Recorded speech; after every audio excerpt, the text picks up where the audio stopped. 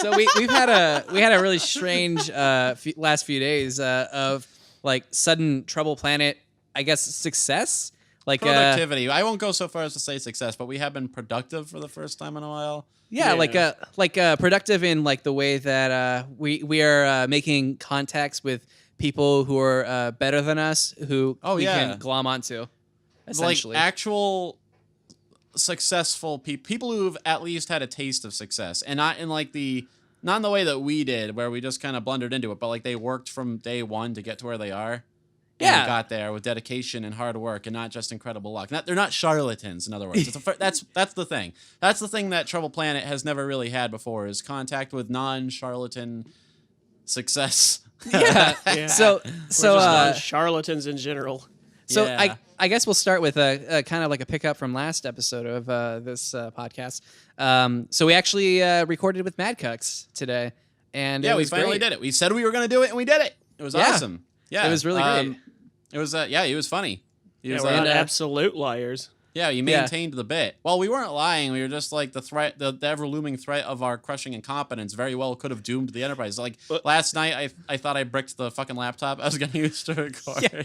Dude, I woke up at like 7 o'clock this morning, and I was just like panicked the entire morning, trying to like just go, God damn it, Keith, you motherfucker, God damn it, Keith, God damn it. Yeah, that's what I was saying is we weren't absolute liars. We actually did follow through with it, and it was a fun little enterprise.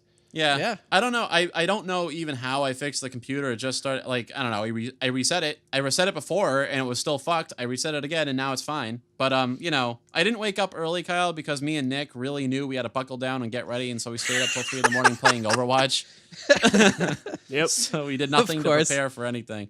But, no, Madcucks, he levied his acerbic wit quite well. He's like, this guy's a double minority. It's better than a regular minority. Yeah, it's pretty good. Yeah, pretty funny shit. It's gonna be a good bit, I think. What was great too is afterwards, we'll probably at least one of us will appear on his show. What the fuck was it called?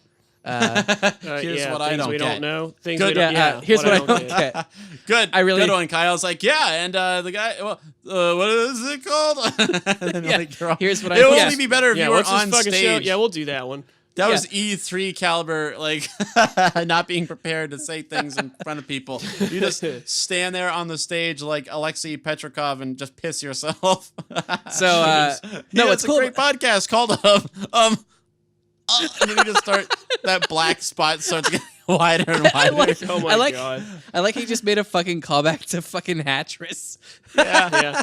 A widening dark spot, just like Hank's widening bloodstain, you know? Like, I like that, Dick. That's the difference between you and me. You like widening bloodstains, I like widening piss stains. Oh, when you said dark spot, I thought you meant like in his vision, like he's having a panic attack. That too. That works fine for me. Yeah. A sudden spot of darkness takes over his eyes, which just freaks him out even more. And suddenly, from seemingly nowhere, funk. And then like you're just glancing around, your eyes obviously not focused on any point, like in the audience. You're just like gazing back and forth, be like, help. It's cold. It's cold here, even though you're sweating profusely. It's funky. There's a thrumming line of slap bass, and then the next thing you knew, he woke up in the back of an ambulance with like one of those shock blankets and an oxygen mask. And they're like, wow, public speaking is really not your thing. I do want to say, Jesus Christ, they scream, and they start like pouring ice cubes all over you. Oh, my God. Keith, you do realize, though, that because we've now done that with Madcucks, we're within 1 degree of Dick in his show. Oh, now. Man, that's a dream. That's the Hollywood dream.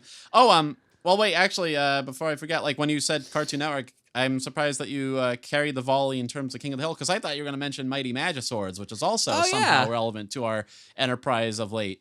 So, I did a podcast last night. I submitted a song. There's, so back up a little bit. When we first did, like, I think the first or second episode of this podcast, when we went to RavenCon, there was a guy there who, he does a podcast called The Funny Music Project. So I was like, oh, shit, I have a song. Can I submit it? What do I have to do? And then he's like, it has to be funny. And I was like, okay, I got that, and then he's like, just like stern, like pointing at you like he knows you're fucking up. yeah. It has to be fucking funny, first off. Like, he just gets a bunch of hack shit submitted all the time. I bet. But so I'm like, all right, whatever. It's So like I the actually most humorless sounding tone for a funny song archive director to have. yeah. So He ironically is not funny. He's all serious.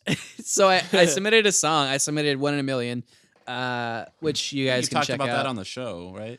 Yeah, I don't know if I think I did say that I submitted. I'll it, but- summarize it for the audience regardless. So yeah, the song. I've talked about what the song was. Basically, it's like you know how if someone says, "Oh, you're 1 in a million," as if you're special, and it's actually not, because it means that there's like 7,000 other people on the planet who are just exactly like you. Yeah. So anyway, that's like the premise of the Statistically song. speaking. Yeah. So anyhow, I submitted that song. They liked it. So they put it up on the website, and you can actually go and buy it now. So that's. Am I like a real musician now? Oh, You can buy my on music. sale? Shit. How much have you made Yeah. from it so far? I don't know. They'll send me a check once it makes at least $10. $1,000. If Fuck, you make dude. more from that than Patreon, I'm gonna be pissed.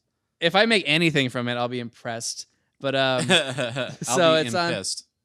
Yeah, so it's on there. Anyway, so they did an interview with me last night, and Cool. before the interview, like they kind of talk about like what they've been up to. Two guys are Devo Spice, and then the other guy is called the Great Luke Ski. And so Devo Spice is talking about he just did a show, and then the Great Luke Ski is like, my episode that I wrote for Mighty Magiswords is coming out tomorrow. So guys, please watch it because we don't want it to get canceled. And I'm like, wait, hold on, what the fuck? You guys are hold on. You're like a real successful person. You're like a person who's done things that people have seen. Wait a minute. You're not just a couple of random slapdicks on YouTube? Yeah. What the hell? You just fell into this. Wait, did you actually meet these people at RavenCon? Yeah, I met one that of what you them. said? Okay, cool. So like, wow, actual networking. You actually were Actual networking. We saw a human face. There was a discussion had. Yeah, we were on that's a panel closer with to them. real human behavior and like actual success than I realized we were getting to. That's weird. Yeah, that's what I'm saying, man. Actually It's like a reaching Yeah, I guess out. there's a reason to actually go do this sort of shit. yeah, Yeah, man. encouragement. sure. Madcucks wasn't the same. That was just bullshitting on Twitter, and somehow it fell into our lap.